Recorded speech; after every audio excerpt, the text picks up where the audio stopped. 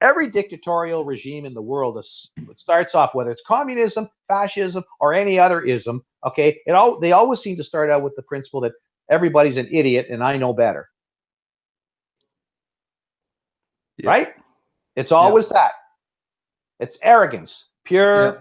unmitigated arrogance, and we don't want to talk about it because we're right. And that's the danger zone. When you start walking into that zone anywhere in the world with any ideology, and many ideologies, even Islam has that. Islam has that. Communism has that. Fascism has that. I mean, the Nazis had as many political prisoners as Jewish people. I mean, they emptied out the mental institutions. I mean, I was recently reading a book on autism that basically, I mean, they took the autistic children and they basically exterminated them as well. On and on it goes. And Hans Asperger, who the term Asperger syndrome comes from, right? I mean, he was pretty advanced in this, and he had his school, and it was rather unstructured. And, there's a book out, Steve Silverman, The History of Autism, that I was recently reading. And I mean, Silverman basically talks about Hans Asperger and what he was talking about. But because he was German, a lot of his research was neglected. Okay. And then it got translated by a British woman. And then it started to open people up. And there's a thing, the Enigma machine. There's a guy there who developed the Enigma, which was a code-breaking machine.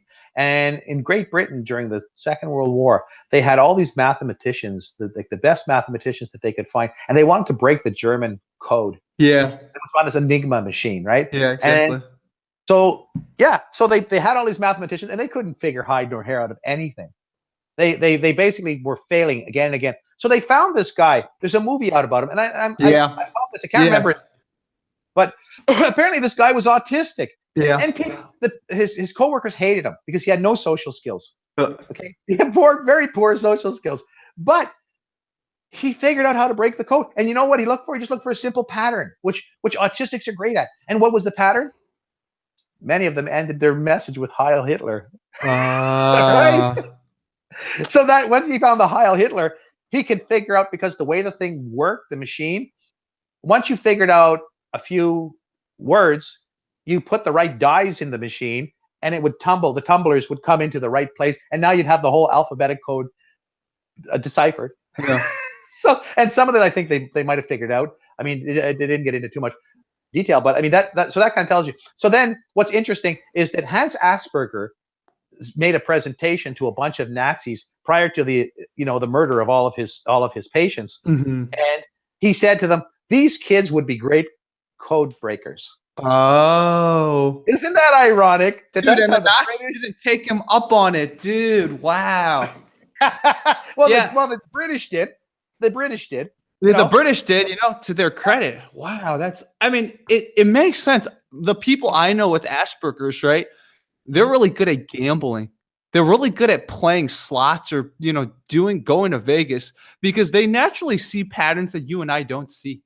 Yeah. And one guy I know who has Asperger's, he never loses. Whether he's on a cruise at a casino or he's in Vegas, he never loses. He always comes off making a little bit of money at the end. Like you and I, let's say we start losing money, we're just like, fuck it, it's not worth it. But he loses money, he doesn't care. It's not like he's emotional, right? He just doesn't care because he knows where the pattern's going, and then he'll make it back. And I admire that about them. It's like, I mean, it's just how they're born. Their brain's different. It's really interesting. Well, it's kind of like the wire that should go to the kitchen switch is actually upstairs in the upstairs bedroom. But all the wires are there. They're just different, right? And they see things. Sometimes like they report things like we can't see it to the brain, but they report things like they can see numbers. And they can see like colors for numbers or music for. I mean, things are kind of mixed, right? So it gives you a different. I mean, and if it's not that, it's just a totally different perspective, and it's part of the thing that you would expect under Darwinian evolutionary theory.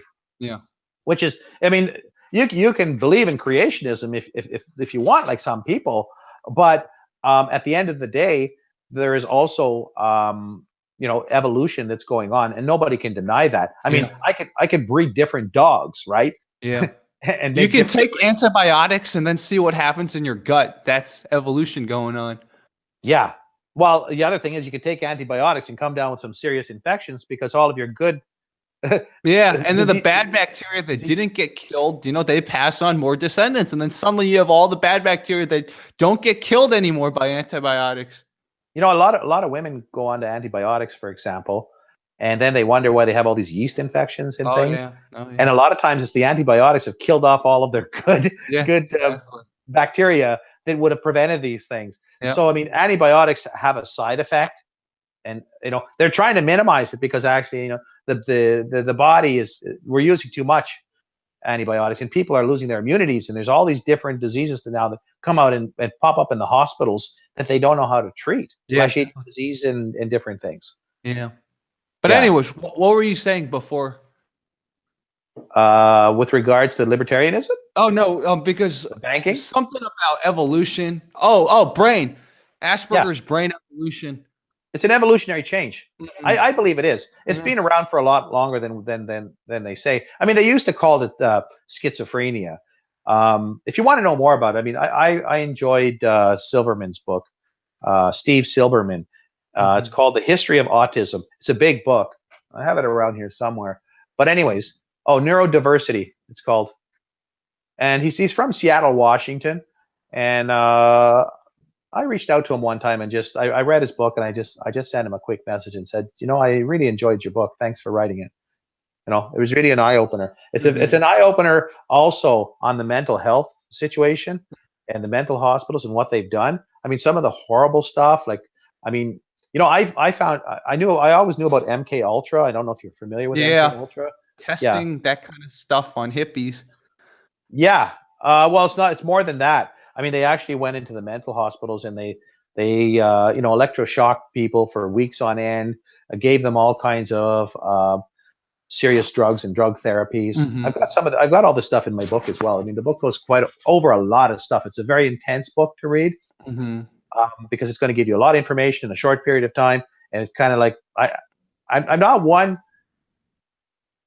You ever read? I've read a lot in my life, and you ever read some people's books and you kind of like feel like saying to the guy, the author, get to the point. Yeah, of course. Yeah, and the guy goes on and rambles about everything. Well, the way I write is like I get right to the point.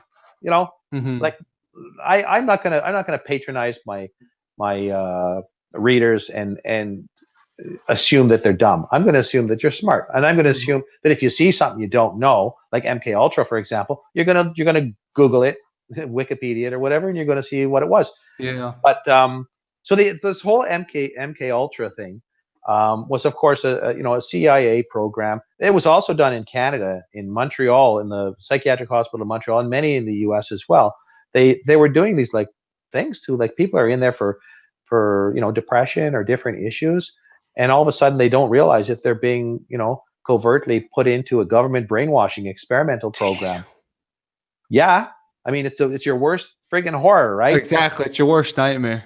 We have a lady here. I was reading a thing in the paper, online, from Montreal, and she said that her mother had gone through this MK Ultra and was never the same. Like, she was just basically brain dead. Like, she didn't remember anything anymore because they used to put her on electroshock treatments like for 2 weeks on end, and every time like she'd recover, they'd put her back in electroshock, keep electroshocking her, like just frying her friggin' brain. And then some of them. I mean, there's even stuff like Silberman reports in his book about some of the stuff they used to do with children. I mean, they put the kids on LSD in the 1970s, like little kids. Put them on Yeah. LSD for weeks on end. Like, what? You got this kid on a psychedelic drug.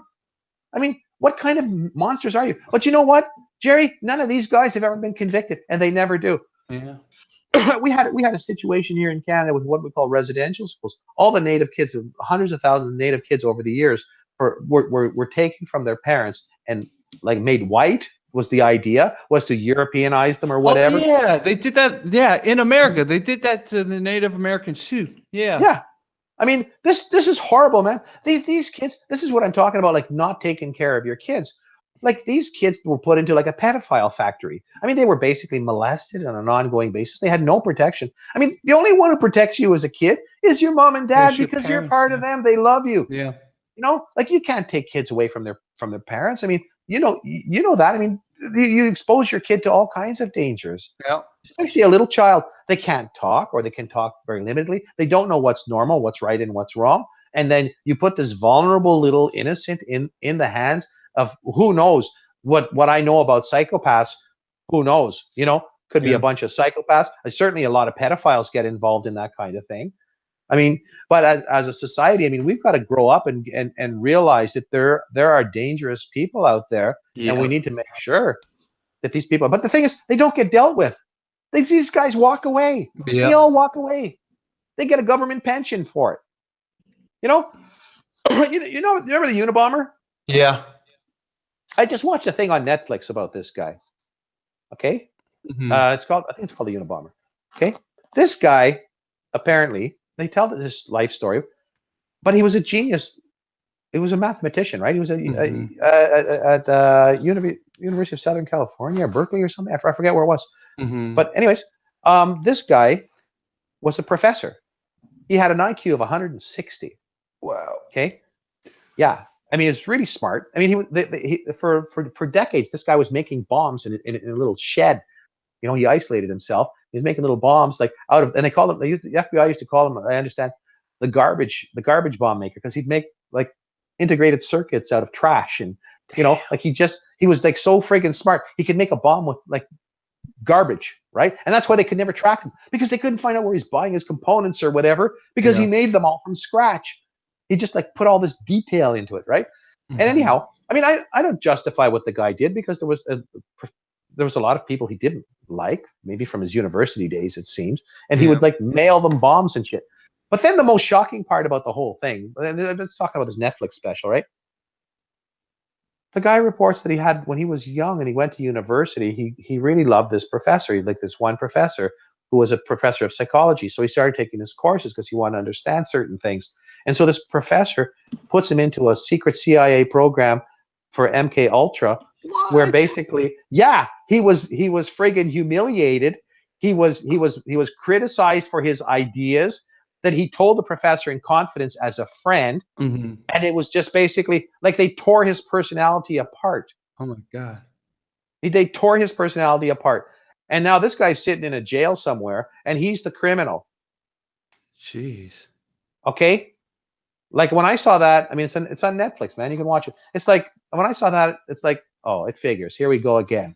Here we go again, right? It just can't be a criminal guy. No, it's got to be some government bullshit where Yeah. they screw this guy over. And because government and legislature are combined together, nobody's going to prosecute these guys. They're all walking free on the streets with government pensions. And they can just remember and have a good old laugh about how they screwed all these people over and all the vicious things they did. You know, Yeah. it just makes your stomach sick. But this is the way it is. This is the way Yep. it is, man. I mean, Yeah. I don't know.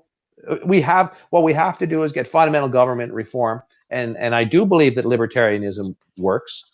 I think a lot of the people that you talk to, like arco libertarians and this, that, and the other libertarian, who want to put a label on it. I mean, basically, libertarianism comes under one thing. If you don't like my brand of libertarianism, then draft your own libertarian constitution, Yep. right? Yeah. Or my hope is that with this book, that people will look at this book, and even if they don't take all of the ideas, they will look at a lot of the ideas and say, hey, you know what? This is what we got to do. Because what I see is going on, I do see that we're in like early 18th century France.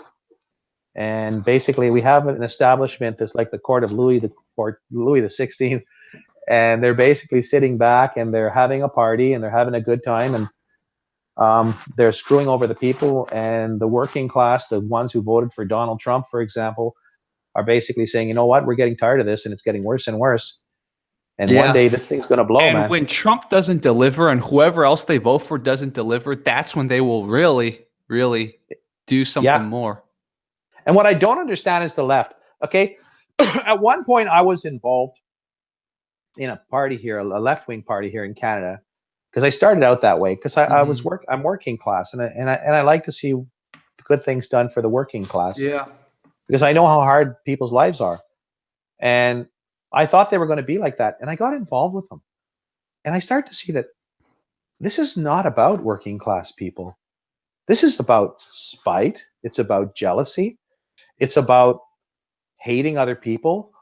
There's a lot of hatred in the left, a lot of hatred, and I understand the hatred, but they also have to realize that even people on the right are not necessarily their enemy. People on the right, a lot of people on the right just have a different point of view of approaching these Oh problems, yeah. how to deal with it. Oh yeah.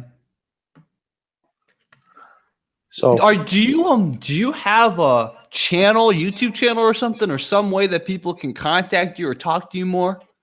well, I have Harbinger View. I have a Harbinger at Harbinger View. Yeah, and I have a Twitter channel that's the same. I've been using the name Harbinger. Mhm. Okay, Yeah. let me find all that. You should send that to me. You Sure. should send that to me also, and I can put it in the link to this Sure. this talk when it uploads. But I just Sure. I'm getting a little hungry, so Okay. I think this is a good place to end it. We've talked about a Sure. lot of great issues, and we've definitely explored a lot, man. And I like these conversations, and that's why people like watching the conversations I have with people, because we just talk about a lot of things. Yeah. So Yeah, and I think though one of the things is that we're facing change in yeah. the next while, and I think everybody can feel it. Um, and it's just like when I went to Asia. I mean, I'm from Canada, and we don't have a lot of people here. When I went to Asia, I could feel the people around me, and I don't know. It's just like the feeling that you get that somebody's watching you from behind. Like you can feel these things. And one thing that I can feel that there's a change coming. I can feel Yeah. that people are getting angry. They're really getting angry at the establishment. The establishment is basically thumbing their noses at us, and it's not a good situation. And I what I hope for, I don't want to have a situation like they had in Egypt, where you throw out the dictators and then you bring in another pile of crap.